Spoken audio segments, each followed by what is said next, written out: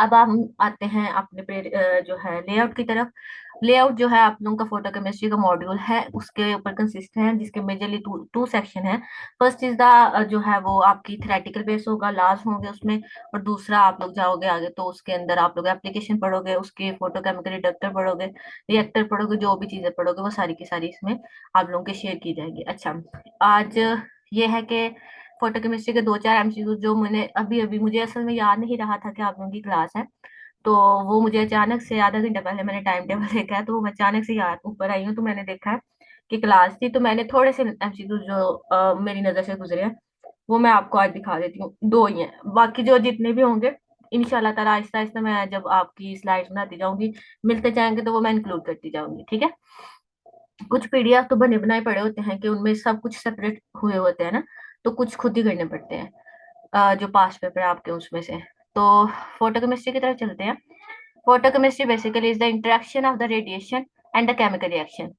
Basically इसकी definition जो है, प्रॉपर डेफिनेशन, वो ये है, कहता है कि जब भी रेडिएशन किसी केमिकल स्पीशीज जो आपस में रिएक्ट करके प्रोडक्ट फॉर्मेशन कर रही है, कहता है अगर आपकी जो लाइट, लाइट को नहीं, अभी मैं रेडिएशन ही कहती हूँ, आपको बाद में समझाती हूँ कि नीचे जाके। कहते हैं कि जब आप लोग क्या करते हो, आप किसी केमिकल रिएक्शन को इन the presence of light, in the presence of radiation carry out करते हो, तो आप लोग कहते हो कि आप फोटो केमिस्ट्री पढ़ रहे हो। जो वर्ड फोटो है ना, वो स्पेसिफिकली आप लोग कहते हो कि लाइट के लिए इस्तेमाल किया जाता है, ठीक है।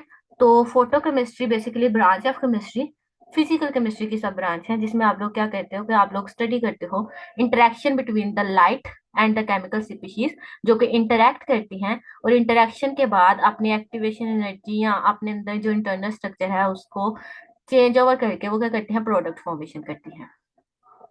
अब आप लोग कहेंगे कि मैम जो है ना इलेक्ट्रोमैग्नेटिक रेडिएशन ही रेडिएशन होती है बेसिकली, जिसके अंदर x ray, gamma ray, cosmic ray, ultraviolet, visible, IR, सारी चीजें इंक्लूड है। आप लोगों ने इलेक्ट्रोमैग्नेटिक जो स्पेक्ट्रम है उसमें देखा कि कोई 8-9 जो रेडिएशन है, आप लोग उनको उनकी वेवलेंथ की बेस के ऊपर क्या करते हो, क्लासिफाई करते हो।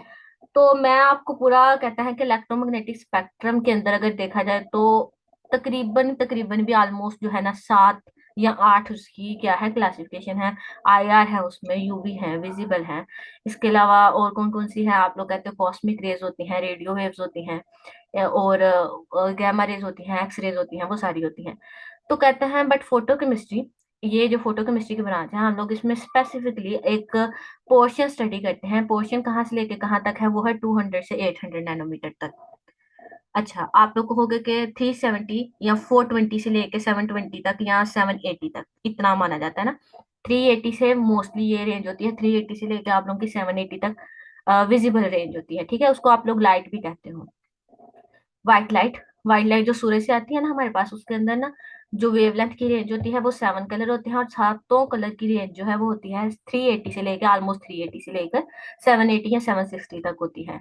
अब आप लोग कहते हो, अगर ये जो आपकी विजिबल लाइट है, इसे विजिबल लाइट कहा जाता है, तो कहता है कि ये जो विजिबल लाइट है आपकी, अगर ये केमिकल स्पीशीज से इंटरेक्ट करती है, तो आप इसे फोटोकेमिस्ट्री कहते हो। बट रेंज क्या लिखा है मैंने, radiation must be in the range of 200 to 800 nanometre. आपके मैम ये तो हो गया है कि आपने तो 380 कहा है, ऑलमोस्ट 400 के करीब, तो ये जो बाकी 200 नैनोमीटर है ये कहाँ से आ गया। तो होता क्या है असल में, इसकी जो ब्रॉड डेफिनेशन है ना फोटोकेमिस्ट्री की, समझाने की कोशिश कर रही हूँ कि वो ब्रॉड डेफिनेशन ये कहती है कि इसमें आप लोग एक तो विजिबल रीजन का पूरा पोर्शन इंक्लूड करते हो, और 200 नैनोमीटर तक यूवी लाइट को भी लेते हो। आपको होगी 200 नैनोमीटर तक क्यों, तो आप लोगों को खुद ही पता है कि 200 नैनोमीटर से बिलो जब आप लोगों को इनऑर्गेनिक मैम सर ने जो पढ़ाई है उसमें देखें, तो आप लोग कहते हैं कि 200 नैनोमीटर से बिलो जब रेडिएशन जाती है, तो वो क्या करती हैं, वो ऑब्जॉर्प्शन शो करती है, नाइट्रोजन गैस और ऑक्सीजन गैस की प्रेजेंस में वो ऑब्जॉर्प्शन शो करती है।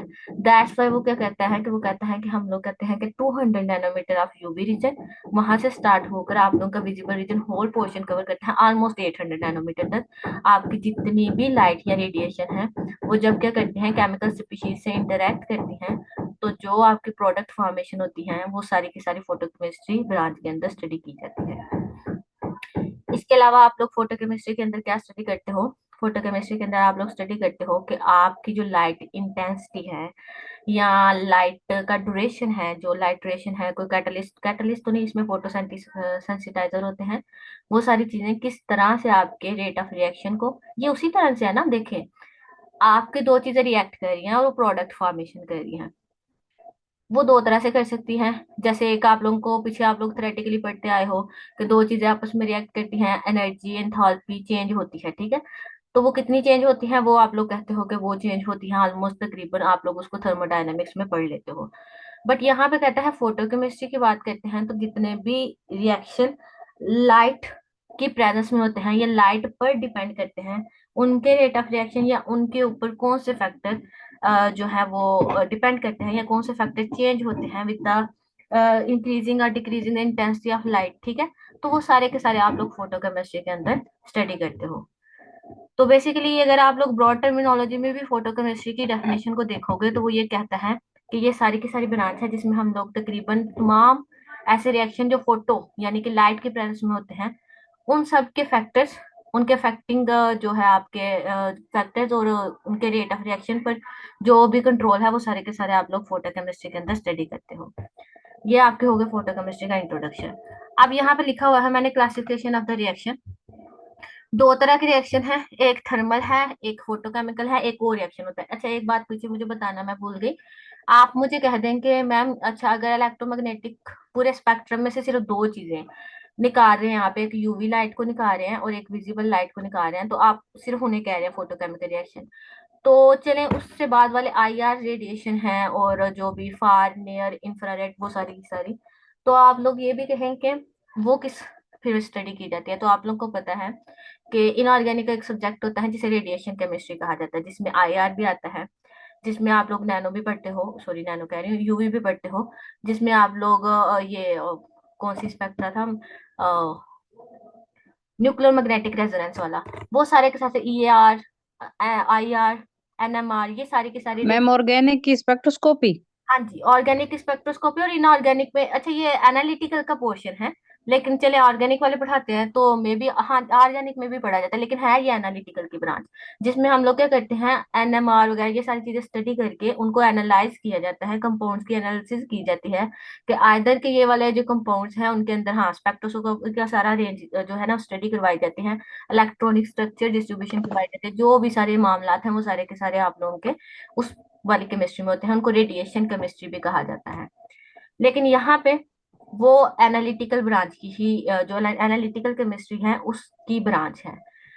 यहाँ जो फोटो केमिस्ट्री है ये सिर्फ और सिर्फ फिजिकल की ब्रांच है, और इसमें हम लोग रिएक्शन पढ़ते हैं, ठीक है। वहां पे तो आप लोग ये पढ़ते थे कि एक इलेक्ट्रॉन अपने एक इलेक्ट्रॉनिक लेवल से दूसरे शेल में चला जाता है, यहाँ अपनी वाइब्रेशन लेवल चेंज करता है, रोटेशनल लेवल चेंज करता है, ठीक है। बट यहाँ ऐसा कुछ नहीं पढ़ेंगे, यहाँ पे हम सिर्फ ये पढ़ेंगे कि जो दो रिएक्टेंट आपस में रिएक्ट कर रहे हैं वो आपके किस लाइट की वजह से रिएक्ट कर रहे हैं, और लाइट के कौन से फैक्टर जो है ना वो उसको अफेक्ट करते हैं, ठीक है। ये सारे हम फोटोकेमिस्ट्री में पढ़ेंगे, हमारा उसके इंटरनल स्ट्रक्चर से थोड़ा बहुत तो फर्क पड़ेगा, लेकिन इतना ज्यादा हम लोग उसकी डेप्थ में नहीं जाएंगे, हम स्पेक्ट्रोस्कोपी की तरफ नहीं जाएंगे, वो तो आपको सर ने बेहतरीन पढ़ाई होगी, मैं तो आप लोग को फोटोकेमिस्ट्री की तरफ लेके आऊंगी, ठीक है। तो यहाँ पे जो क्लासिफिकेशन ऑफ रिएक्शन की गई है वो है एक थर्मल रिएक्शन और एक है फोटोकेमिकल रिएक्शन। इससे पहले मैंने आप लोगों को एक न्यूक्लियर रिएक्शन भी पढ़ाया था न्यूक्लियर केमिस्ट्री में, आप तीसरा उसको डाल लीजिएगा आप अपनी मर्जी से, वहां पे थर्मल और न्यूक्लियर का डिफरेंस था, यहाँ पे थर्मल और फोटोकेमिकल का है। आप बेशक तीनों को इकट्ठा रख लीजिएगा, ठीक है। आपको फिर तीनों को लहदा लहदा पता चल जाएगा कि कौन सी चीज में किस चीज में क्या चीज इन्वॉल्व हो रही है। थर्मल रिएक्शन की बात करें तो कहता है थर्मल रिएक्शन तमाम वो रिएक्शन जो क्या करते हैं, हीट को एब्जॉर्ब करके या हीट को एवोल्यूशन के साथ टेक प्लेस होते हैं।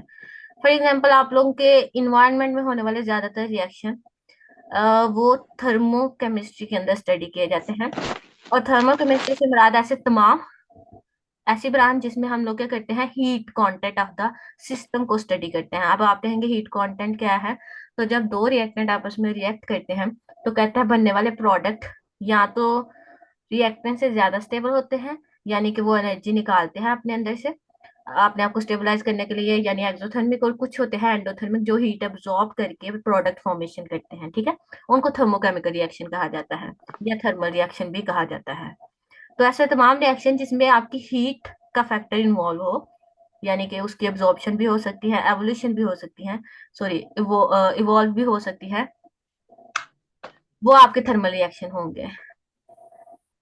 इसके अलावा अगर आप लोग फोटोकेमिकल रिएक्शन की बात करो तो कहता है वो तमाम रिएक्शन जो लाइट एनर्जी के ऊपर डिपेंड करती हैं। यानी इसमें आप लोगों को ये चीज देखने की जरूरत नहीं है कि हमारा जो सिस्टम है या जो भी रिएक्टेंट है वो आपस में रिएक्ट करके प्रोडक्ट बना रहे हैं, तो क्या वो हीट अब्जॉर्ब कर रहे हैं या हीट इवॉल्व कर रहे हैं।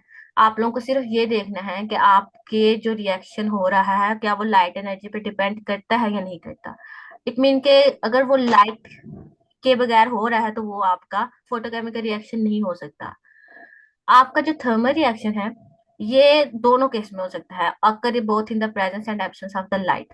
यानी कुछ रिएक्शन इसमें से ऐसे होंगे जो आप लोग अगर लाइट में भी कराओगे तो उनके ऊपर कोई इफेक्ट नहीं होगा, थर्मल रिएक्शन की बात कर रही हूँ। और अगर आप लाइट के बगैर भी कराओगे तो तब भी उनके ऊपर कोई फर्क नहीं पड़ेगा। बट अगर फोटोकेमिकल रिएक्शन की बात करें तो कहते हैं इसका तो नाम ही फोटोकेमिकल है। इट मीन क्लियर कट है कि इसकी टर्मिनोलॉजी ही ये डिफाइन करती है, ये लाइट के बगैर नहीं हो सकते। इनके लिए लाइट की प्रेजेंस बहुत ज्यादा जरूरी है। दैट्स व्हाई वो कहता है कि photochemical reaction always take place in the presence of the light, while the thermal reaction it can be occur in the presence of and the absence of the light। किसी में भी हो सकता है, चाहे वो प्रेजेंस हो एब्सेंस हो, क्योंकि आप लोग खुद ही कह रहे हो ना ये थर्मोकेमिकल रिएक्शन है, ये थर्मल रिएक्शन है। इसमें सिर्फ हीट का फैक्टर इन्वॉल्व होता है जो मेन फैक्टर है, जिसने डिसाइड करना है कि either it is an endothermic और एक्सोथर्मिक रिएक्शन है। तो बेसिकली यहाँ पे हीट जो है वो मेन फैक्टर है, बट जो फोटोकेमिकल रिएक्शन है उसमें आप लोगों की लाइट जो है वो मेन फैक्टर है। थर्मल रिएक्शन जो होते हैं वो टेम्परेचर डिपेंडेंस होते हैं। जाहिर सी बात है अगर एंडो रिएक्शन होगा या एक्सो होगा तो आपके लीचैट्री प्रिंसिपल के अकॉर्डिंग वहां पे आप लोगों को टेम्परेचर या तो प्रोवाइड करना पड़ेगा या आप लोगों को उसके अंदर से जो है उसका रिड्यूस करना पड़ेगा, सो दैट कि आपके प्रोडक्ट की फॉर्मेशन जो है वो मैक्सिमम हो सके। यहाँ पे कहता है फोटोकेमिकल रिएक्शन में, केमिकल रिएक्शन में सॉरी, बेसिकली तो टेम्परेचर का फैक्टर इन्वॉल्व नहीं होता, बट एक मिनिमल लेवल पे ऊपर देखा जाए, फॉर एग्जांपल आपकी लाइट पड़ रही है, बट अगर थोड़ा सा भी टेम्परेचर आप बिल्कुल फ्रीजिंग कंडीशन दे दो किसी भी रिएक्टेंट को, तो आप लोग फ्रीजिंग कंडीशन में वो रिएक्टेंट के पास तो उतनी एक्टिवेशन एनर्जी ही नहीं होगी कि वो प्रोडक्ट के आपस में रिएक्ट भी कर सके या अपनी काइनेटिक एनर्जी के जरिए मूव ही कर सके। तो दैट्स वाई कहता है मिनिमम लेवल के ऊपर या माइन्यूट लेवल के ऊपर टेम्परेचर की थोड़ी सी डिपेंडेंस होती है फोटोकेमिकल रिएक्शंस में। जहां आप थर्मल रिएक्शन में कैटलिस्ट यूज करते हैं और उनका काम क्या होता है, आप लोग कहते हो कि catalyst are those compound which is required to deactivate, या आप लोग कह सकते हैं reduce the activation energy of the chemical reaction. Basically chemical reaction की एक्टिवेशन एनर्जी को कम करती है, रिएक्टेंट्स को रिएक्ट करवाती है, एक अदर जो है एक नया पाथ देती है। उस पाथ को फॉलो करते हुए एक्टिवेशन एनर्जी को कम करते हुए ये क्या करते हैं, प्रोडक्ट फॉर्मेशन करते हैं in the case of the thermal reaction. Thermal reaction में कैटलिस्ट नाम दिया जाता है इनका, लेकिन यहाँ पे जो फोटोकेमिकल रिएक्शन है इनमें इनको फोटोसेंसिटाइजर भी कहा जाता है। काम इनका भी वही है, लेकिन फोटो सेंसिटाइजर का एक और काम भी आप कह सकते हैं कि कुछ रिएक्टेंट समटाइम क्या होते हैं कि उनको कुछ ऐसे कंपाउंड्स की जरूरत होती है कि वो क्वांटा को ऑब्जॉर्ब कर सके, उसके बगैर वो रिएक्ट नहीं करते। ठीक है, उस केस में भी उसको फोटो सेंसिटाइजर कहा जाता है। दो तरह के काम करता है, कैटलिस्ट तो सिर्फ ये करता है ना, एक्टिवेशन एनर्जी को रिड्यूस करता है, लेकिन यहाँ पे ये क्या करेगा, कुछ ऐसे रिएक्टेंट होते हैं जिनको ये चाहिए ही चाहिए, सो दैट कि वो अपने आप को प्रोडक्ट फॉर्मेशन की तरफ लेके जाए। दूसरा काम क्या है, जिनको नहीं चाहिए वो वैसे ही फोटोसेंसिटाइजर उसके अंदर इंट्रोड्यूस करवाते हैं। तो ये क्या करता है, ये बिल्कुल कैटलिस्ट वाला ही काम करता है। उसका एक्टिवेशन एनर्जी या उनके अंदर जो ऑब्जॉर्प्शन कैपेसिटी ऑफ फोटोन है, यानी कि फोटोन को ऑब्जॉर्ब करके, लाइट के फोटोन को उसको ऑब्जॉर्ब करके प्रोडक्ट के अंदर कन्वर्ट करने की जो एबिलिटी है उनकी रिएक्टेंट्स की, वो इनहेंस करता है। ठीक है, आपको अगर यहाँ तक कोई क्वेश्चन है तो पूछ लें, अदरवाइज मैं पूछ लूंगी।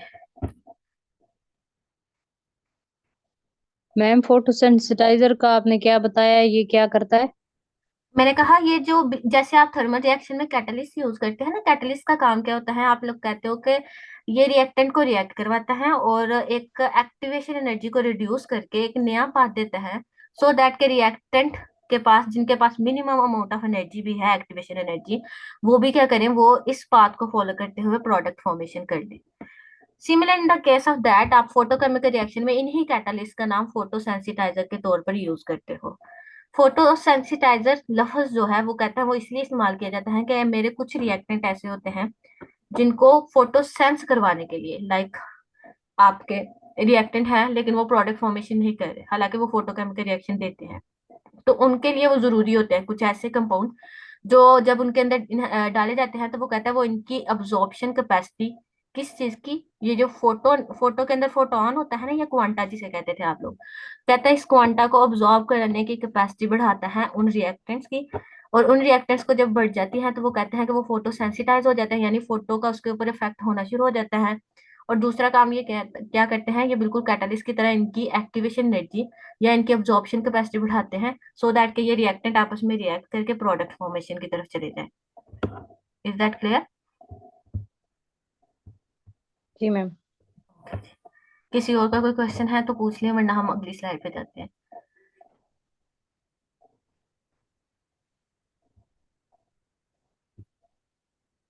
नहीं है, चलिए।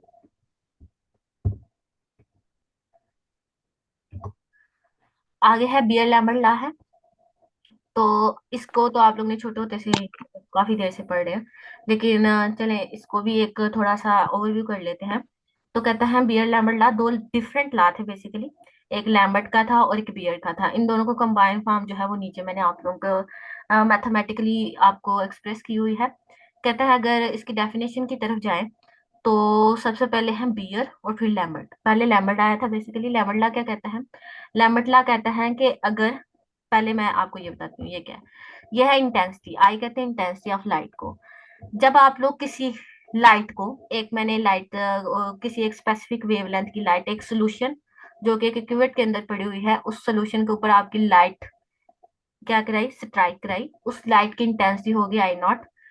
आई नॉट क्या है? Intensity of the light which is strike on the cuvette. Cuvette भी कह सकते हैं आप लोग, सोल्यूशन भी कह सकते हो। ये वो है जो इनिशियली तौर पे आप लोगों की इंटेंसिटी ऑफ लाइट होगी, इनिशियली बगैर किसी इंटरेक्शन के जो आपकी इंटेंसिटी होगी। कहते हैं जब आप लोग इस क्यूबिट के ऊपर, जो इस क्यूबिट के अंदर सोल्यूशन मौजूद है, इस सोल्यूशन के साथ जब ये लाइट स्ट्राइक करती है तो दो तरह के काम हो सकते हैं।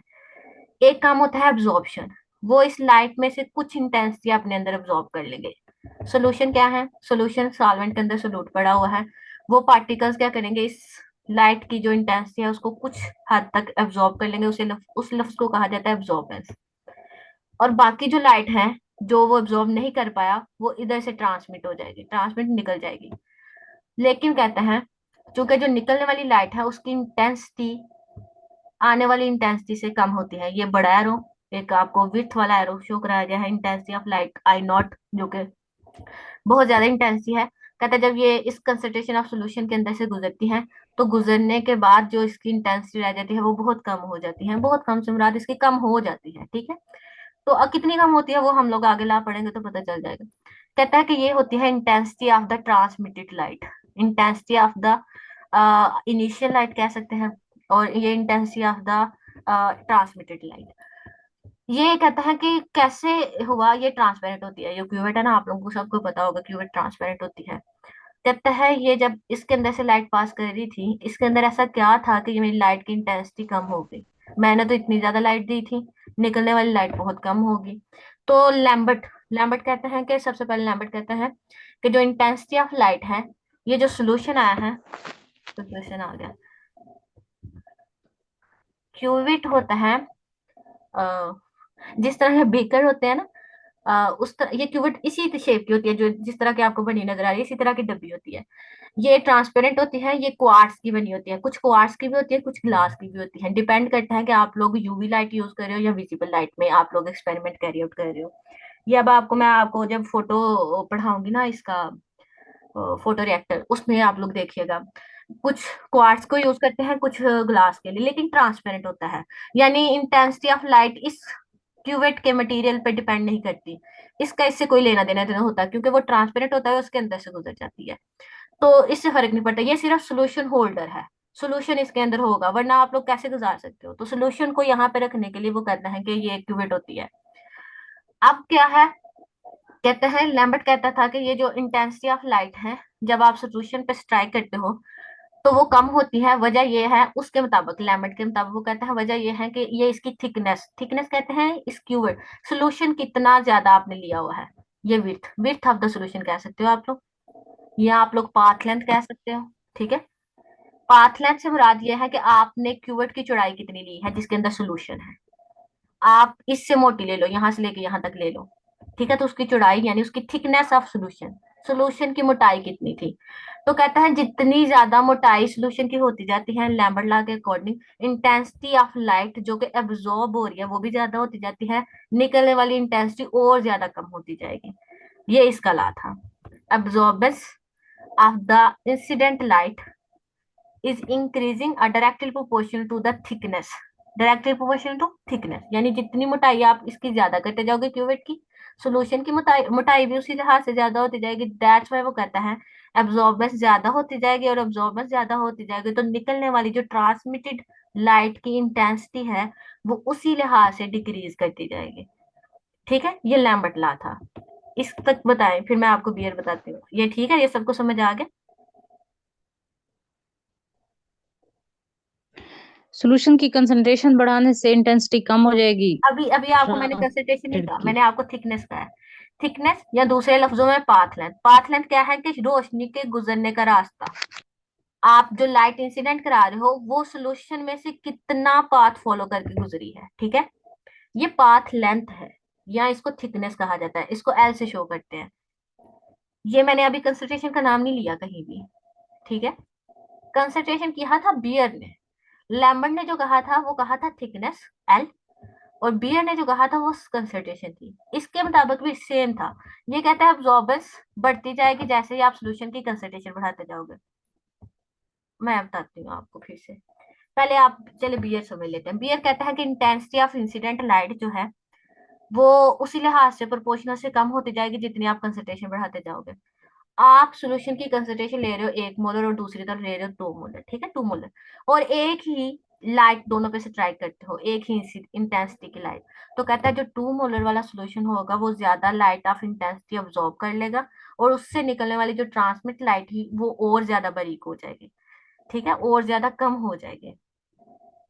दूसरे लफ्जों में आप लोग ये कह सकते हो कि एब्जॉर्बेंस बढ़ती जाएगी कंसंट्रेशन बढ़ाने से, और अगर एब्जॉर्बेंस कंसंट्रेशन बढ़ाने से बढ़ रही है तो जो निकलने वाली लाइट है यानी कि ट्रांसमिटेड लाइट इंटेंसिटी वो ऑटोमेटिकली कम हो जाएगी। लेट्स सपोज आई नॉट जो इंसिडेंट लाइट है वो 10 है, ठीक है, आप 10 ले रहे हो, कहता है अगर आप कंसंट्रेशन बढ़ाते जा रहे हो तो ये 10 पहले अगर 2 अब्सॉर्ब कर रही थी ना तो अब 8 अब्सॉर्ब करेगी, और निकलने वाली जो पहले 8 थी अब 2 रह जाएगी। तो कंसंट्रेशन बढ़ाने से अब्जॉर्बेंस बढ़ती है, और अब्जॉर्बेंस जो अब्जॉर्बेंस बढ़ेगी, और ट्रांसमिटेड लाइट की जो इंटेंसिटी है वो उतनी ही कम होती जाएगी। आप एक बात याद रख लो कि कंसंट्रेशन बढ़ाने से आप लोगों की अब्जॉर्बेंस बढ़ रही है, ठीक है। आप लोग ट्रांसमिटेड को भूल जाओ अभी फिलहाल के लिए। आपको खुद ही पता चल जाएगा कि जब एब्जॉर्बेंस बहुत ज्यादा हो गई है तो निकलने वाली जो लाइट है वो ऑटोमेटिकली कम होती जाएगी। अब आते हैं कि ये मैं इसने पूछा है कि थिकनेस क्या है। ये देखो बच्चे, मैं क्या कह रही हूँ, आप ना एक क्यूवेट ले लो और एक बीकर ले लो। बीकर तो समझते हो ना, वो तो बहुत चौड़ा सा होता है। मैं ये कह रही हूँ रोशनी ने ग्लास के अंदर एंटर होने के बाद, ये ग्लास का बना हुआ है, क्यूवेट की जो दीवारें हैं ये ग्लास की होती हैं, कहते हैं इसमें ग्लास के अंदर लाइट जब ग्लास की सतह से अंदर, ठीक है, सरफेस से अंदर जब जाती है तो उसके सामने आ जाता है सोल्यूशन। सोल्यूशन का यहां से लेके इस बाउंड्री तक जितना फासला इस रोशनी ने तय किया है, इस लाइट ने जितना आपका यहां से लेके यहां तक डिस्टेंस तय किया है, इस डिस्टेंस को थिकनेस ऑफ सोल्यूशन या पाथ लेंथ कहते हैं। तो ये जो पाथ लेंथ है ये कहते हैं जितना ज्यादा चौड़ा होता जाएगा, आप देखें लाइट को यहाँ से थोड़ा सा गुजरना पड़ रहा है, 1 सेंटीमीटर होगा, ऑलमोस्ट 1 सेंटीमीटर होता है। लेकिन अगर मैं आपका बीकर ले लूं तो वो यहाँ से लाइट गुजरेगी, बीकर तो इतना मोटा होता है। तो कहता है अब रोशनी को बहुत ज्यादा सा डिस्टेंस तय करना पड़ रहा है, बहुत ज्यादा सफर करना पड़ रहा है। तो दैट्स वाई वो कहता है जितना ज्यादा आप लोग उसका डिस्टेंस बढ़ाते जाओगे लाइट का, वो जो जब एंटर होती है तो आप लोग क्या कहते हो, आप बेसिकली ये कह रहे हो कि इंटेंसिटी उतनी ज्यादा अब्जॉर्ब होती जाएगी। बीकर के अंदर लाइट को बहुत ज्यादा सफर करना पड़ता है, वो बहुत ज्यादा पूरा डिस्टेंस इतना ज्यादा तय करती है कि कोई 5 मिलीमीटर का होता है उसका, 5 का सेंटीमीटर का। तो वो 5 सेंटीमीटर का जो डिस्टेंस वो तय करती है, कहता है उस वजह से क्या होता है हर जगह उसकी इंटेंसिटी हर सोल्यूशन में थिकनेस बढ़ाने से जगह जगह पे अब्जॉर्ब होती है, तो निकलने वाली जो लाइट है उसकी इंटेंसिटी कम हो जाती है। तो दूसरे लफ्जों में हम आसान बात कर लेते हैं, कहता है बियर लैम्बर्ट लॉ ये कहता है कि एब्जॉर्बेंस ऑफ इंसिडेंट लाइट, जब आप लाइट इसके ऊपर गिराओगे सोल्यूशन के ऊपर तो दो काम होंगे। एक ये कि इस लाइट को कितना पाथ फॉलो करके यहाँ से निकलना पड़ेगा, उस पर डिपेंड करता है। और दूसरा, इस सोल्यूशन में सोल्यूट की कंसेंट्रेशन कितनी है। जितनी ज्यादा कंसेंट्रेशन होगी और जितना ज्यादा लंबा पाथ फॉलो करना पड़ेगा आपकी एब्जॉर्बेंस इस चीज में, ये लाइट उतनी ही इस जगह एब्जॉर्ब होती जाएगी, होती जाएगी, होती जाएगी, और निकलने वाली लाइट की इंटेंसिटी उतनी ही कम होती जाएगी। Thickness of cuvette effect. Thickness, मैंने कहा ना, क्यूवेट होती है ट्रांसपेरेंट। क्यूवेट की जितनी मर्जी थिकनेस हो, उसका उसके ऊपर कोई इफेक्ट नहीं होता। आप थिकनेस ऑफ सोल्यूशन की बात कर रहे हो, ठीक है। आपके जो क्यूवेट्स होते हैं ना, वो ट्रांसपेरेंट रखे जाते हैं, ग्लास के बने होते हैं या क्वार्ट्ज के बने होते हैं।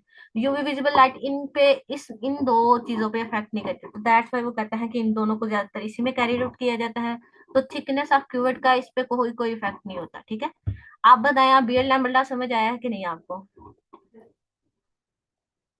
ये इसका किसी ने पूछा हुआ है मैम। आगे। एक मिनट, एक मिनट बच्चे, ये है फाती मैम। अब्जॉर्बेंस कंसंट्रेशन के डायरेक्टली है, ये बताएं। ये बात क्लियर है, लेकिन जो थिकनेस वाली बात है उसमें फिर शेप ऑफ पॉट बीकर या क्यूबिट अफेक्ट करेंगे हम लोग। नहीं बच्चे, नहीं करेंगे, देखो क्यों नहीं करेगी। शेप नहीं इफेक्ट करेगी। रोशनी को, या आपकी जो लाइट है, सॉरी, लाइट को कितना पाथ फॉलो करके निकलना पड़ रहा है, सिर्फ वो उस पाथ पे डिपेंड करेगी। शेप पे तो वो तब डिपेंड करे कि वो शेप में से, अगर वो गोल है तो उसमें से ज्यादा गुजरती है, इस पे नहीं डिपेंड करती।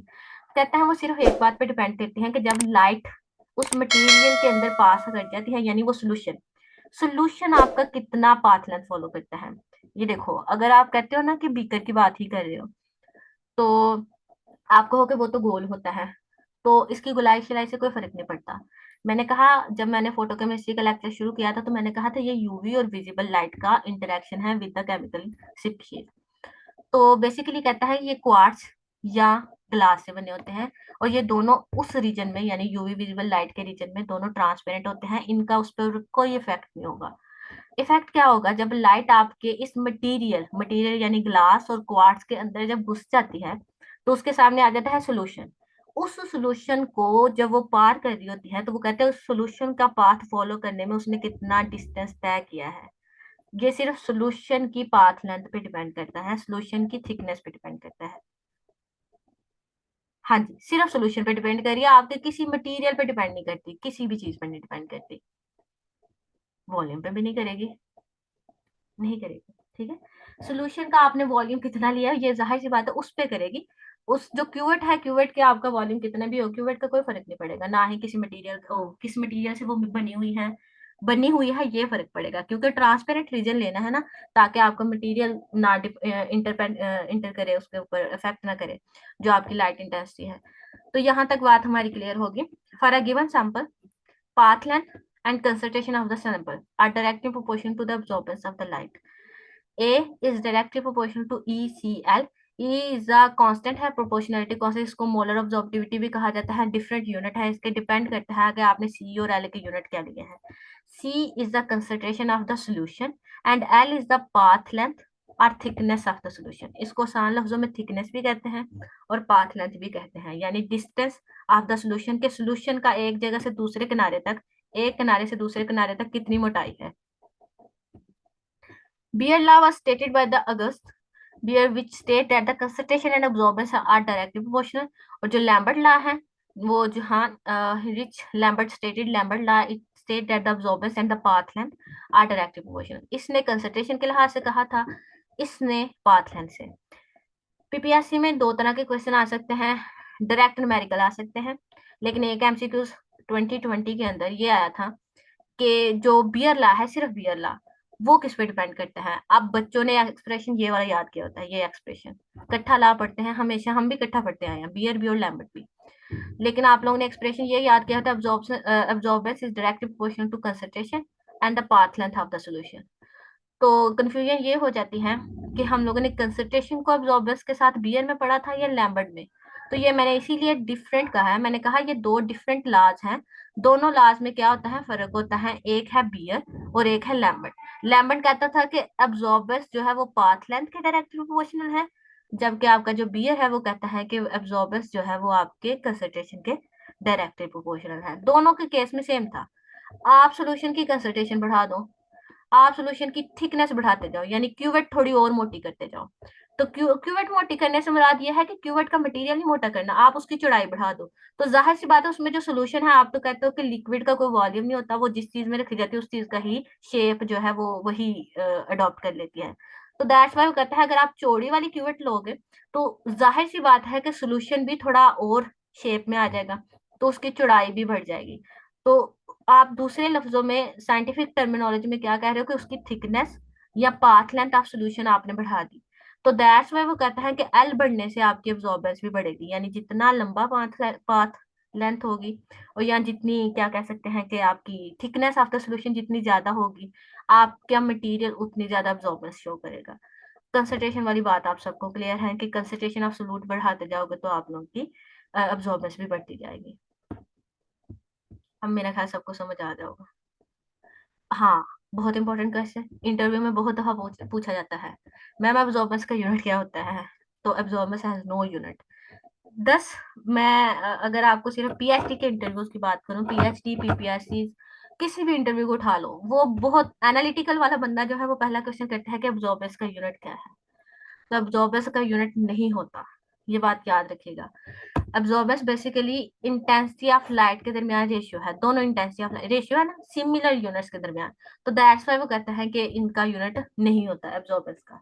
तो सबसे पहले नीचे वाला एक्सप्रेशन देखें, ये है T is equal to I over I not. I है ट्रांसमिटेड लाइट की intensity and I not is the जो है आपकी इंसिडेंट लाइट की इंटेंसिटी है। आप क्या करो, आगे है एब्जॉर्बेंस। एब्जॉर्बेंस का जो बेसिक फॉर्मूला है वो है लॉग ऑफ, ये नहीं है सॉरी, हाँ नहीं सही ठीक है, absorbance is equal to log of I nought over I. ये है एक्सपोनेंशियली डिपेंड करती है intensity of incident light over intensity of transmitted light पे। तो कहता है अगर मैंने इस ट्रांसमिटर्स, इसको आई नॉट को नीचे ले जाओ और आई को ऊपर ले जाओ, तो आप लोग कहते हो इसको हो जाएगा minus log of I over I not, ऐसे ही होगा। ये मैथमेटिकल रूल्स है ना। सबसे पहले ट्रांसमिटर्स का आपने फॉर्मूला पढ़ा, फिर आप लोग पढ़ोगे एब्जॉर्बेंस का। एब्जॉर्बेंस होती है log of I nought over आई। तो अगर मैं आपसे ये कहूँ कि ट्रांसमिटेंस को ए के अंदर ही इंक्लूड करना है, ट्रांसमिटेंस को एब्जॉर्बेंस के साथ रिलेट करना है, तो आप लोग इस आई नॉट और आई को क्या करोगे, उल्टा कर दोगे। उल्टा करने के लिए इससे पीछे नेगेटिव का साइन लगाना पड़ेगा, negative log of I over I not हो जाएगा। ठीक है, जब ये हो जाएगा तो आप लोग कहोगे कि आई ओवर आई नॉट हो गया है, तो उसकी जगह आप ट्रांसमिटर से निकालें, तो absorbance is also is equal to minus log of T. Clear? सबसे पहले transmittance is equal to I over I nought. Absorbance का जो बेसिक यूनिट है वो है absorbance is equal to log of I nought over I. अगर मैं इस आई नॉट ओवर आई को टी से रिप्लेस करूं तो ये 1/t के बराबर होगा ना। या आप दूसरे लफ्जों में क्या कह सकते हो, आई नॉट ओवर आई को एक दूसरे से आप क्या करो, इंटरचेंज कर दो। तो इंटरचेंज करने के लिए आप लोगों को यहाँ पे नेगेटिव का साइन इंट्रोड्यूस करना पड़ेगा, तो negative log of I over I not हो जाएगा। ठीक है, आपको दोनों उल्टा आ रहे हो, ये आप लोगों को बेसिक मैथ है। फिर आप कहते हो चूंकि यहाँ पे आई ओवर आई नॉट हो चुका है, तो आई ओवर आई नॉट है ट्रांसमिटेंस के अकॉर्डिंग, तो A is equal to minus log of transmittance. तीसरी बात, और चौथा जो लास्ट फार्मूला है, आप लोगों को जब ये न्यूमेरिकल आते हैं ना, तो आप लोगों को सीधे सीधे नहीं आएंगे। आप लोगों से ये पूछा जाएगा कि मैं जो है अब्जॉर्बेंस निकालें, और आपको C concentration and path length provide किया जाएगा, तो डायरेक्ट आप निकाल सकते हो एब्जॉर्बेंस। वो पीछे वाला फार्मूले से दिखाती हूँ आप लोगों को। ये मैम ये ऊपर वाला क्या फॉर्मूला है, इसकी नहीं समझ आ रही। वो मैं आपको समझाती हूँ।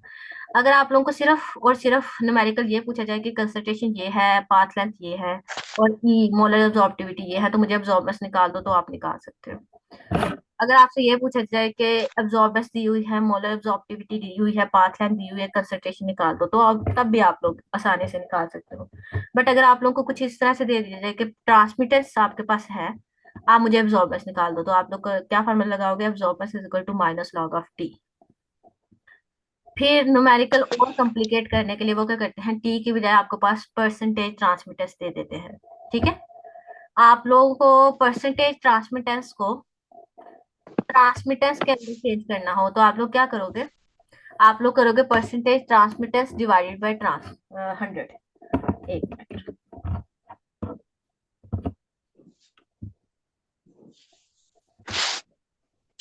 तो कि अगर मैं यहाँ पे परसेंटेज ट्रांसमिटेंस ले लूं, ये सिर्फ है A is equal to minus log of T, question ये है, सही इक्वेशन ये वाली है। बट अगर आपके पास परसेंटेज ट्रांसमिटेंस दी हुई है तो कहता है ए इज इक्वल टू, आप लोग ट्रांस ये फार्मूला है ना, A is equal to minus log of T. अगर आप लोगों को ये मैं क्वेश्चन जो दूं उसमें ट्रांसमिटेंस की बजाय परसेंटेज ट्रांसमिटेंस, ठीक है, कि 80% ट्रांसमिटेंस निकली है, तो आप लोग क्या करोगे, सबसे पहले तो परसेंटेज ट्रांसमिटेंस को टी में कन्वर्ट करोगे, सिंपल ट्रांसमिटेंस में। उसके लिए आप लोग करते हो परसेंटेज ट्रांसमिटेंस डिवाइड बाय 100। किसी भी चीज की परसेंटेज को खत्म करना हो तो आप उसको 100 पे डिवाइड कर देते हो। तो दैट्स वाई वो कहता है कि मैं भी क्या करूंगा, परसेंटेज ट्रांसमिटेंस डिवाइड बाय 100। ठीक है, ऐसे ही करूंगा ना। अब आप देख रहे हैं ये चीज डिवाइड हो रही है, आप इसको ये लिख सकते हो minus log of percentage transmittance minus ये जो डिविडेंड का साइन है माइनस, और एक माइनस लॉग ऑफ जो है 100।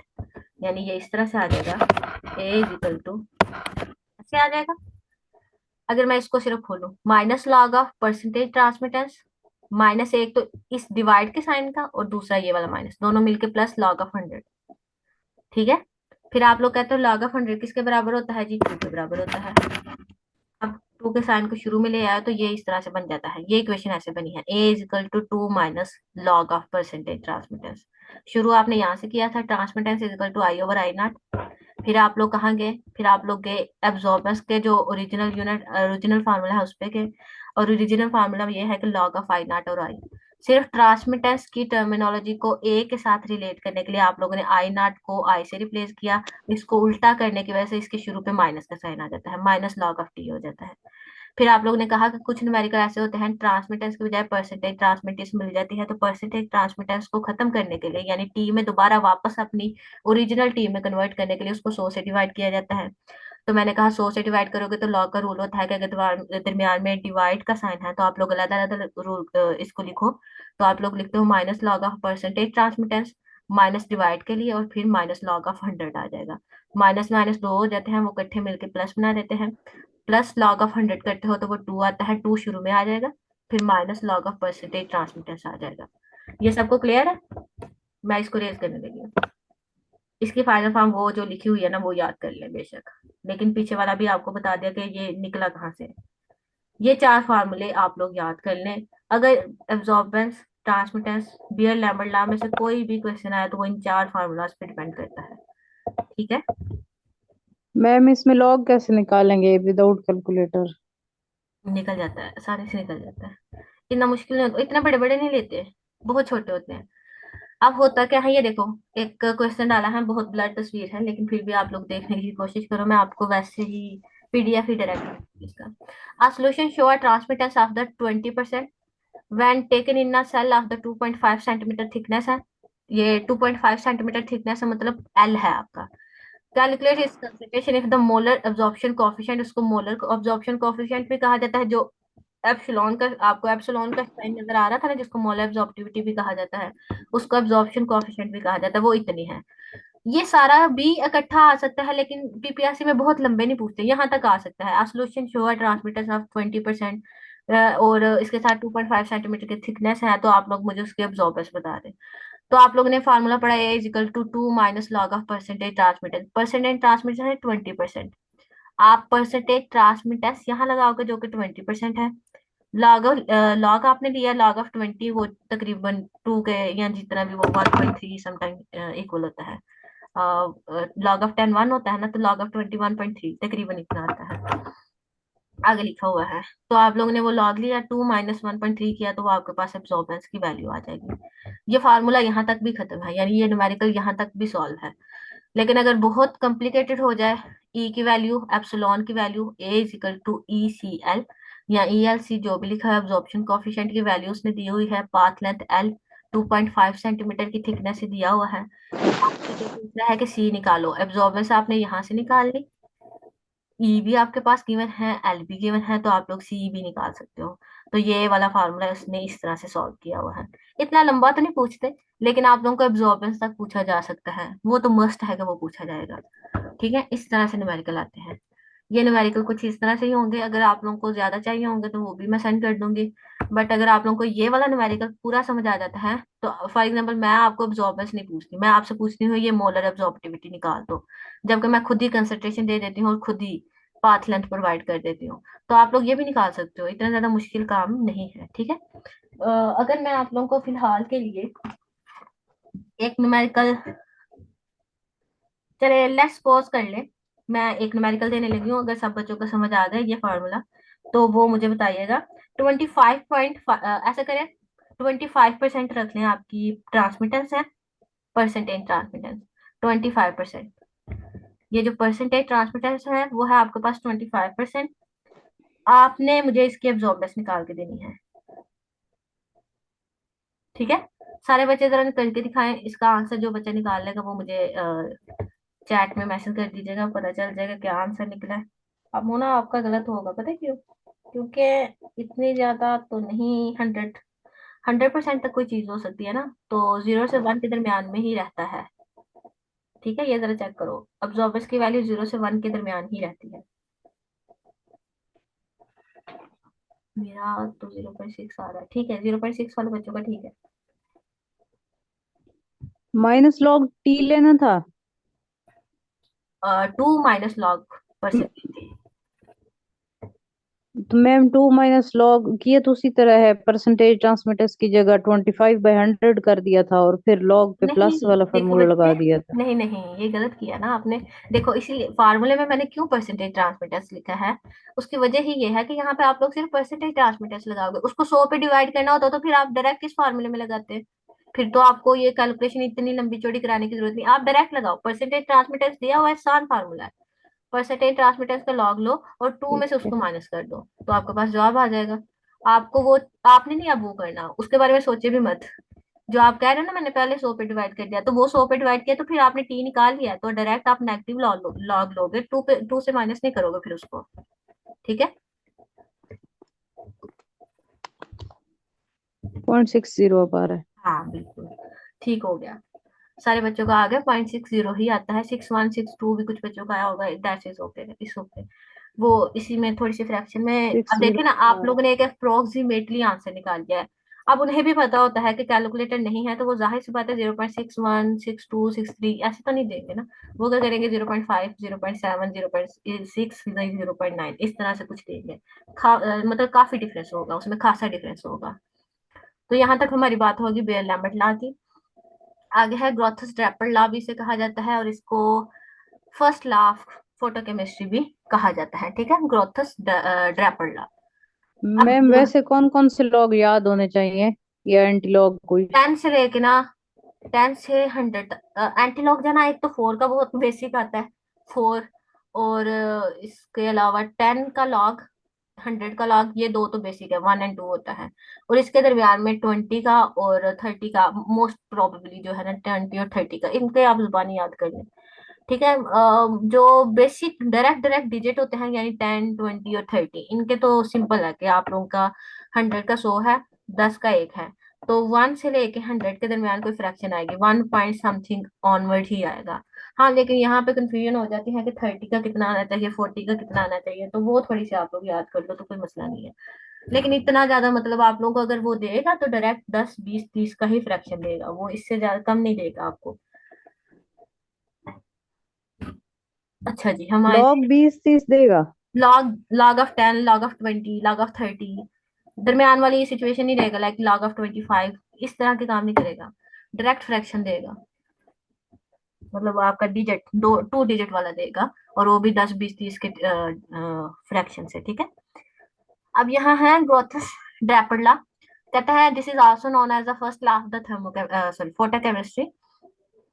इसकी जो डेफिनेशन है वो ये है कि कहता है only the light absorb bye substance और सब्सटेंसेस, आपके रिएक्टेंट रिएक्ट कर रहे हैं और उन्होंने लाइट अब्सॉर्ब की, और लाइट अब्सॉर्ब करने के बाद आप लोग कहते हो कि वो प्रोडक्ट फॉर्मेशन कर देते हैं।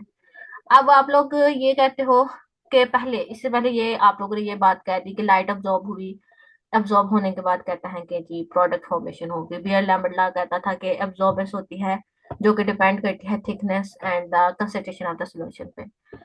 अब बात आती है, कहता है कि अच्छा कितने रिएक्टेंट रिएक्ट करके प्रोडक्ट बनाएंगे, ठीक है। एक था क्वालिटेटिव लॉ और एक है क्वांटिटेटिव लॉ। इसके बाद वाला जो लॉ है जिसको second law of thermochemistry, photochemistry भी कहा जाता है, वो क्वांटिटेटिव लॉ है। उसमें क्वांटिटी भी बताई गई है, इसमें सिर्फ क्वालिटी बताई गई है। क्वालिटी से मुराद क्या है कि अगर आपके रिएक्टेंट सिस्टम जो है, आपका जो सिस्टम है जिसमें रिएक्टेंट पड़े हुए हैं, कहता है वो रिएक्टेंट अगर लाइट एब्जॉर्ब करेंगे तभी वो केमिकल रिएक्शन को करके, केमिकल रिएक्शन करके पाथ फॉलो करके प्रोडक्ट फॉर्मेशन करेंगे। इसने नहीं बताया कि कितने रिएक्टेंट कितने फोटोन ऑफ लाइट एब्जॉर्ब करेंगे, कहीं नहीं ना बताया इसने। कोई क्वांटिटेटिव कोई बात नहीं की क्वांटिटेटिवली। इसने क्वालिटेटिवली कहा अगर आपका रिएक्शन मीडिया लाइट एब्जॉर्ब करता है, फोटोन ऑफ लाइट एब्जॉर्ब करता है, तो वो क्या करेगा, वो केमिकल रिएक्शन शो करेगा और केमिकल रिएक्शन के नतीजे में प्रोडक्ट फॉर्मेशन करेगा। That is it. इस बंदे ने ये नहीं कहा कि इतने फोटोन ऑफ लाइट एब्जॉर्ब करना जरूरी है तो आपकी प्रोडक्ट फॉर्मेशन होगी, या कितने photon of intensity of light, what ever, कुछ भी इस बंदे ने नहीं कहा कि ये चीज जरूरी है। तो stating that only the light absorbed by a substance or substances is affecting in bringing about the chemical change। सिर्फ और सिर्फ वो लाइट, आप लोग 10 जॉल इंटेंसिटी की लाइट, लेट्स सपोज, मैं वैसे कह रही हूँ, वो सारी की सारी आपने सोल्यूशन मीडिया पे गिराते हो, लेकिन उसमें से वो सिर्फ 4 जॉल ही लाइट अब्जॉर्ब कर पाता है। तो कहता है सिर्फ 4 जॉल क्योंकि अब्जॉर्ब कर पाया है, तो ये जो सिर्फ अब्जॉर्ब हुई है लाइट, सिर्फ ये लाइट आपके पूरे रिएक्शन के ऊपर अफेक्ट करेगी, ना कि वो लाइट जो सिर्फ गुजर गई है बगैर उसके अंदर एब्जॉर्ब हुए और बगैर ट्रांसमिट हो गया। बेसिकली आप उसको दूसरे लफ्जों में कहें, वो जो ट्रांसमिट हो गया वो इफेक्ट नहीं करती। सिर्फ वो लाइट जो आपके रिएक्शन मीडिया में मौजूद रिएक्टेंट ने एब्जॉर्ब की है, सिर्फ वो लाइट डिपेंड करती है कि आपके रिएक्टेंट प्रोडक्ट बनाने के लिए कौन सा पाथ फॉलो करेंगे और कितने रिएक्टेंट कन्वर्ट होकर प्रोडक्ट बनाएंगे। ठीक है। एक चीज आपने 10 जॉल, वो जो 6 जॉल वो गुजरी है बिल्कुल बगैर इंटरेक्शन किए, वो कहता है वो ट्रांसमिट हो गई है, वो सिस्टम के अंदर है ही नहीं वो लाइट। तो वो कैसे डिपेंड कर सकती है कि सिस्टम के जितने भी रिएक्टेंट हैं वो इस तरह से रिएक्ट करें? तो कहता है वो उसके ऊपर इफेक्ट नहीं करती। Not all the light falling on the substance will necessarily bring about the chemical change, only the light which is absorbed by the chemical reaction or the chemical system, or the reactant of the system. जो उसको absorb कर पाते हैं, सिर्फ वही light जो absorb होती हैं वो उनके अंदर, उनके स्ट्रक्चर के अंदर या उनके अंदर ऐसे चेंजेस करते हैं कि वो प्रोडक्ट फॉर्मेशन के लिए जरूरी होते हैं। Grotthuss also called as the principle of the photochemical activation. इसको फोटोकेमिकल एक्टिवेशन क्यों कहा गया? आपको खुद जरा अंदाजा लगाना, देखो जरा, अगर लाइट मैंने किसी सिस्टम के ऊपर गिराई और वो लाइट बगैर उसके अंदर एब्जॉर्ब हुए वो बिल्कुल उसके अंदर से गुजर गई, तो कहता है अब बिल्कुल सारी की सारी ट्रांसमिट हो चुकी हैं, आपकी लाइट ने आपके केमिकल सिस्टम में मौजूद किसी भी रिएक्टेंट के साथ इंटरेक्ट नहीं किया, तो वो जितनी भी लाइट है वो जितनी मर्जी हो उसका इफेक्ट नहीं होगा। ये लाइट जब तक इस सिस्टम में मौजूद रिएक्टेंट एब्जॉर्ब नहीं करेंगे वो तब तक रिएक्टेंट एक्टिवेट ही नहीं होंगे। लाइट एब्जॉर्ब होगी, रिएक्टेंट एक्टिवेट होंगे, देन वो प्रोडक्ट फॉर्मेशन के ऊपर पाथ फॉलो करेंगे। इसलिए इसको कहा जाता है principal of the photochemical activation. Clear है? मैं फिर आगे चलती हूँ। जी क्लियर है सब बच्चों को? ग्रोथ स्टेपला जी ओके। क्वेश्चन आ गया, ठीक क्लियर है, ठीक है बच्चे।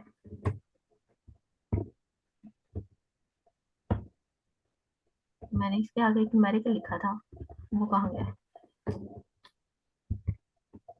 अच्छा ठीक है, नहीं लिखा था। दूसरा लॉ है स्टार्क आइंस्टाइन लॉ।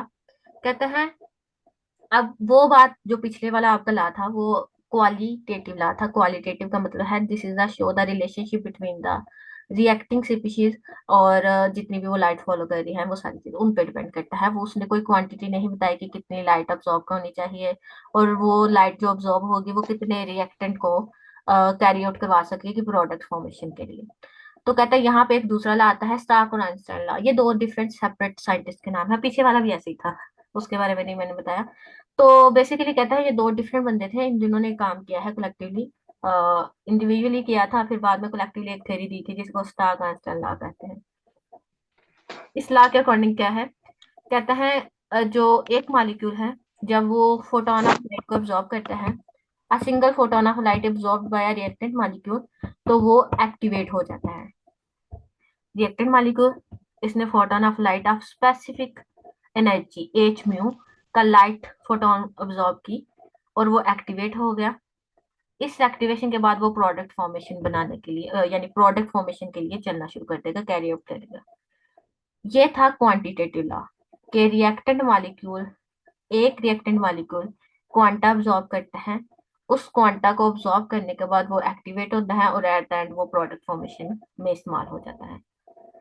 इसको this is also called as the photo equivalence law, और इसको सेकंड लॉ ऑफ फोटोकेमिस्ट्री भी कहा जाता है।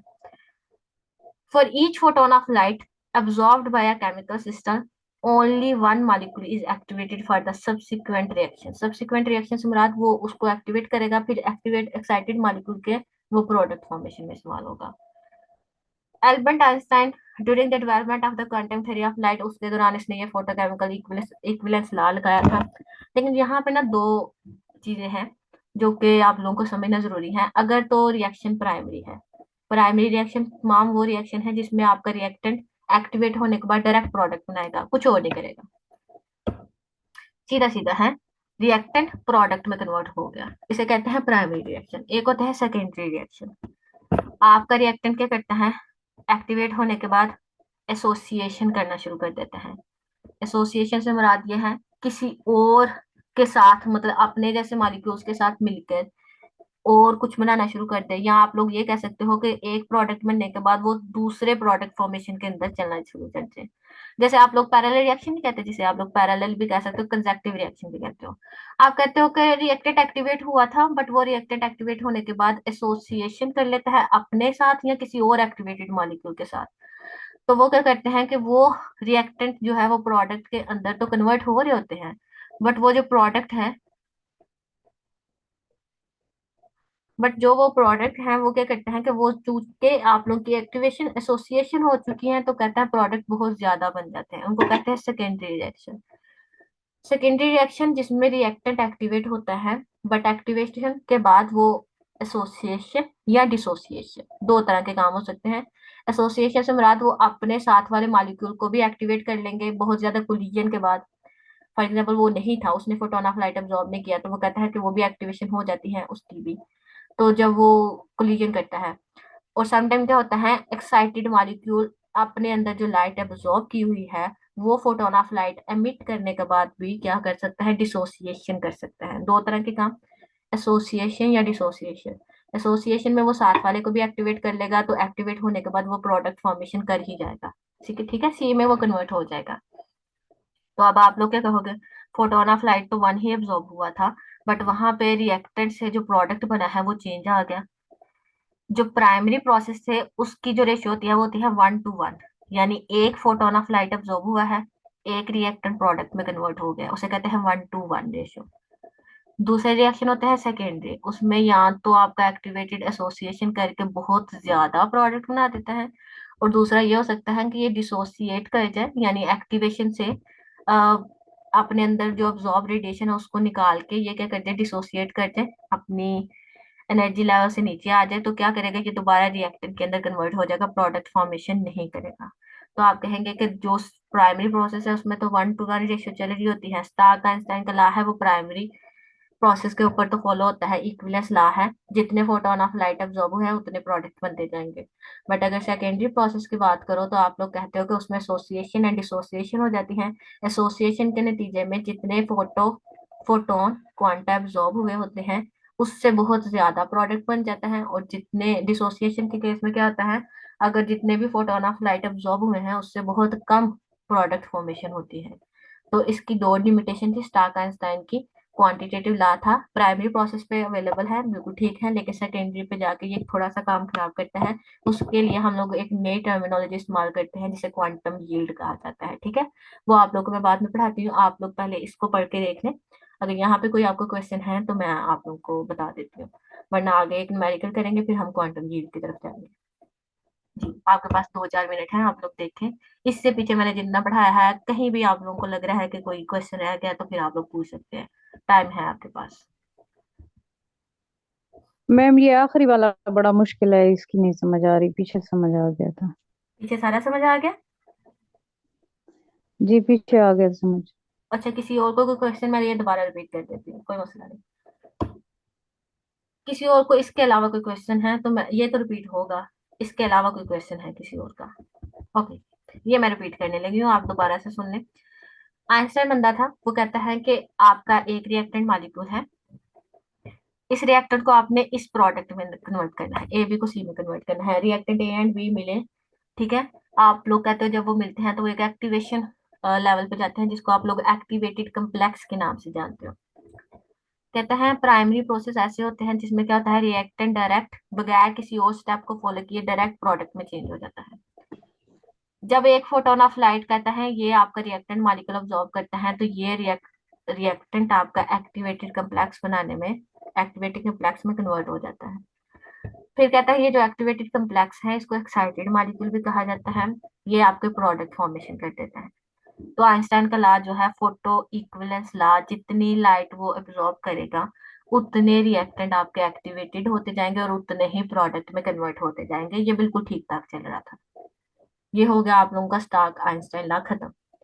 अब इसकी लिमिटेशन की बात करते हैं। लिमिटेशन ये थी, कहता है कि समटाइम क्या होता है, फोटोन ऑफ लाइट यहाँ पे इस बंदे ने ऑब्जॉर्ब की, इस रिएक्टेंट मॉलिक्यूल ने ऑब्जॉर्ब की, ये एक्टिवेटेड कम्प्लेक्स बनाया। इस स्टेट पर आके वो कहता है कि वो दो तरह के काम कर सकता है। प्राइमरी प्रोसेस होता तो वो तो सीधा सीधा प्रोडक्ट में चेंज हो जाता, लेकिन कहता है सेकेंडरी प्रोसेस ऐसे तमाम रिएक्शन है जिसमें एक्टिवेटेड कम्प्लेक्स के पास चांसेस होते हैं कि वो क्या करे, एक्टिवेटेड कम्प्लेक्स अपने साथ वाले एक्टिवेटेड कम्प्लेक्स के साथ या किसी और मॉलिक्यूल के साथ रिएक्शन कर जाता है, पैरेलल रिएक्शन शो कर देता है और प्रोडक्ट बना देता है। ठीक है, बनता यही है सी, लेकिन ये क्या करता है, इसके पास चूंकि ये एक्साइटेड मॉलिक्यूल है ना, इसके पास बहुत ज्यादा एनर्जी होती है, तो कहता है ये कोलिजन के बाद या कुछ भी ऐसे इंटरनल रिएक्शन शो करके ये क्या करते हैं कि ये अपने साथ वाले मॉलिक्यूल जो एक्टिवेट बाय फोटोन नहीं हुए होते, फोटोन की वजह से एक्टिवेट नहीं होते, बल्कि ये इस एक्साइटेड मॉलिक्यूल की वजह से एक्टिवेट हो जाते हैं, इनकी कोलिजन की वजह से। तो उसे कहते हैं ये एसोसिएशन कर गए हैं, आपस में एसोसिएशन कर गए हैं। और उन दोनों की वजह से आप देखो, एक ये मालिक्यूल है, एक इसने भी किसी और को एक्टिवेट कर दिया, यानी ये एक को भी कर सकता है, दो को भी कर सकता है, डिपेंड करता है ना।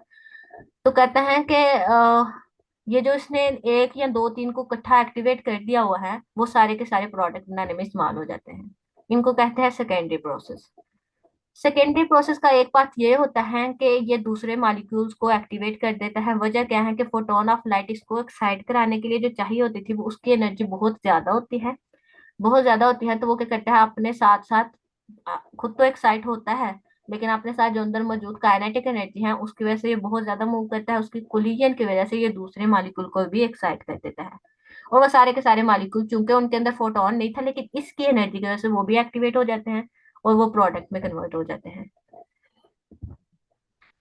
दूसरा काम ये हो सकता है कि एक्टिवेट हुआ था मॉलिक्यूल, लेकिन इसके पास एनर्जी, कोलिजन तो ये कर रहा था, बट कोलिजन के बाद भी दूसरे एक्टिवेट नहीं हो पाते, बल्कि इसकी एनर्जी भी अपने लिहाज से भी कम हो जाती है, और ये एक्साइटेड मॉलिक्यूल जो इसने एब्जॉर्ब किया होता है फोटोन, वो उसको भी निकाल के ये डीएक्टिवेट हो जाता है, दोबारा रिएक्टेंट में कन्वर्ट हो जाता है। ठीक है, तो दो का इसे कहते हैं डिसोसिएशन। प्राइमरी में था, रिएक्टेंट एक्टिवेट में गया, एक्टिवेट से प्रोडक्ट में, वहां पर जितने फोटोन ऑफ लाइट अब्सॉर्ब हो रहे थे वन, तो वन ही रिएक्टेंट मॉलिक्यूल से प्रोडक्ट फॉर्मेशन हो रही थी। यहाँ क्या हुआ, अगर सेकेंडरी प्रोसेस होते हैं तो दो तरह के काम होते हैं, और आइंस्टाइन लॉ फॉलो नहीं होता, उसमें एक्टिवेटेड कम्प्लेक्स जो है बहुत ज्यादा प्रोडक्ट भी बना सकते हैं एसोसिएशन की वजह से, और बिल्कुल प्रोडक्ट नहीं बनाता, बल्कि वो दोबारा रिएक्टेंट में भी कन्वर्ट हो सकता है, या बहुत कम रिएक्टेंट, बहुत कम प्रोडक्ट बनाता है, बाकी जितने भी होते हैं वो रिएक्टेंट में कन्वर्ट हो जाते हैं, यानी डिसोसिएशन भी हो सकती है। तो यहाँ पे आइंस्टाइन का लॉ फॉलो नहीं होता in the case of the secondary process. Primary में होता है, सेकेंडरी में नहीं होता। जी, अब आपको समझ आइए? जी मैम आ गई अब। ठीक है, और किसी को कोई क्वेश्चन है यहाँ से, फिर हम आगे जाए। न्यूमेरिकली आगे रह गए हैं दो, और फिर आपको कल बाकी करवाऊंगी। क्लियर है सबको? हाँ जी मैम, clear है। ठीक है, स्टार का आइंस्टाइन ला है, ये देखें आगे नीचे।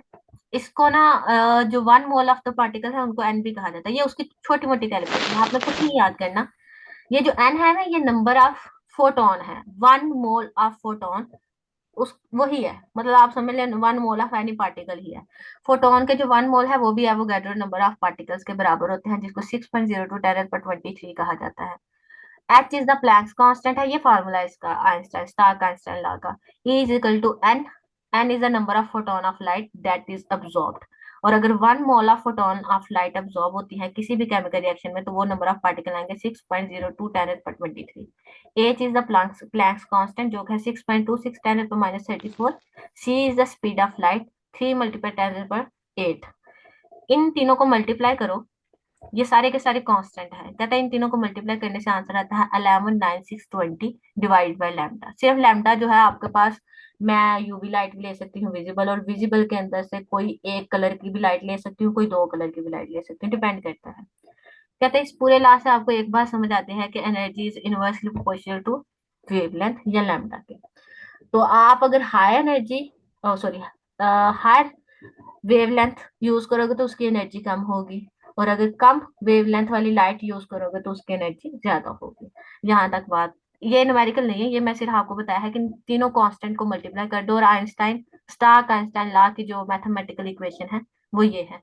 तो ये आपको समझ आ जाती है कि ये कांस्टेंट आ जाता है, और कांस्टेंट के साथ आपको ये भी पता चलता है एनर्जी और जो लैम्डा है उन दोनों का आपस में इनवर्स रिलेशन है। एक न्यूमेरिकल अगर मैं आप लोगों को दूं, वो न्यूमेरिकल जरा देख लें। आप लोगों को मैंने पीछे वाले चैप्टर में, इससे पीछे मैंने आपको जो भी पढ़ाया है मुझे अब याद नहीं है, लेकिन मैंने आप लोगों को एक दफा पढ़ाया है कि E is equal to h mu, and E is equal to also known as h c mu bar, जिसको आप लोगों ने वेव नंबर कहा था। याद है सब बच्चों को? H c mu bar quantum theory ma'am. Quantum में पढ़ाया था, ये सब बच्चों को याद है ना? H c mu bar, mu bar कैसे आया था? सब याद है, ठीक है। तो मैं वन वैसे, बाय लैम्डा को कहते हैं। बिल्कुल वेरी गुड। अब अगर मैं आपको कहूँ कि मुझे आप एनर्जी फाइंड आउट कर दें, और आपके पास सिर्फ और सिर्फ एक ही वैल्यू अवेलेबल है, वो वैल्यू ये है, mu bar is equal to 3650 per centimetre, ठीक है? 3650 पर सेंटीमीटर पर मीटर, ये आपके पास वेव नंबर है। आप ई की वैल्यू, एनर्जी की वैल्यू आप अपनी मर्जी से बाद में कर लीजिएगा, चाहे अब करना तो अब करके कोई एक बच्चा आंसर बता दे। ई की वैल्यू थ्री निकालनी सिक्सटी है फाइव एनर्जी की। हाँ जी, आ गया आंसर। नहीं मैम, उसकी वेव नंबर आपने क्या दिया है? 3650। चले 5 मिनट रहते हैं, मैं आपको क्वांटम यील्ड खत्म करा दूँ, फिर कल वाले लेक्चर जो है ना वो भी थोड़ा लंबा है, तो ये खत्म हो जाएगा। कर ले, अगर किसी बच्चे ने वो बाद में बेशक मुझे मैसेज करके बता दीजिएगा, आंसर आंसर तो आप लोग को निकल आएगा, वो आसान सा काम है। एनर्जी फाइंड आउट करना तो सा मुश्किल है। अच्छा चलते हैं क्वांटम। 7.2 × 10⁻22 आंसर आता है। ठीक है, हाँ जी यही है, 7.20 10⁻22 आंसर आता है उसका। और बाकी बच्चे भी कोशिश कीजिएगा, क्वांटम ये बेसिकली था क्वांटम का, लेकिन मैंने इधर लिखना इसलिए जरूरी समझा कि क्वांटम फील्ड के लिए आपको ये चीज आनी चाहिए।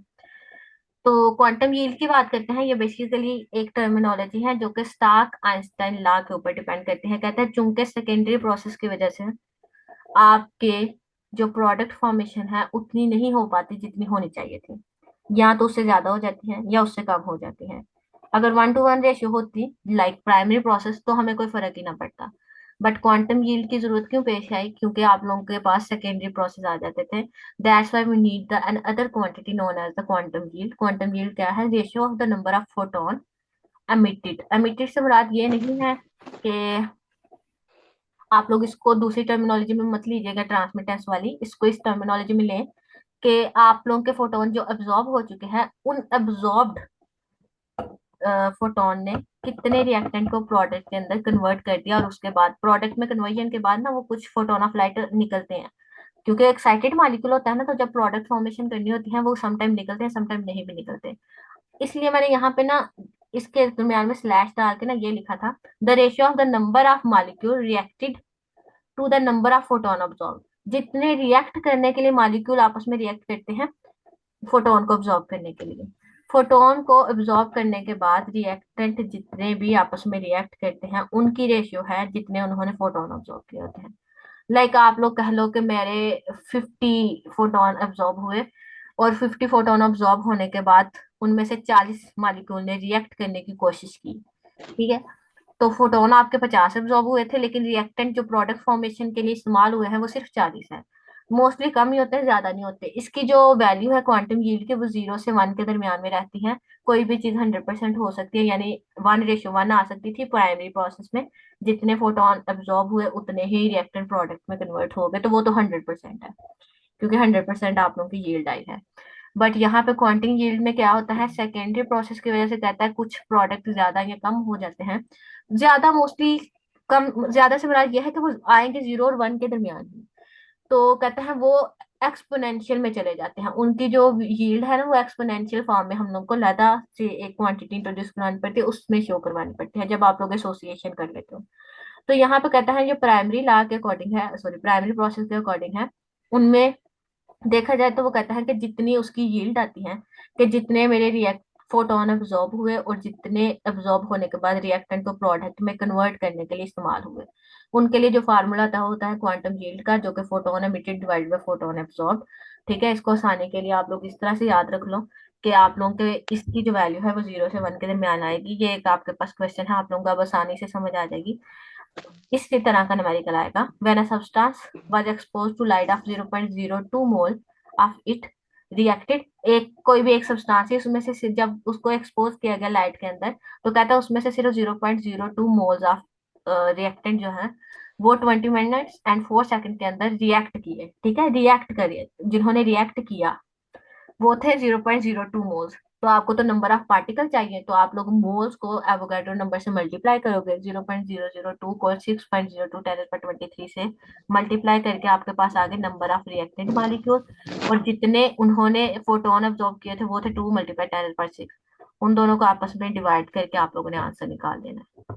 ठीक है, कल मैं यही स्टार्ट करूंगी। टाइम हो गया है खत्म। स्टॉप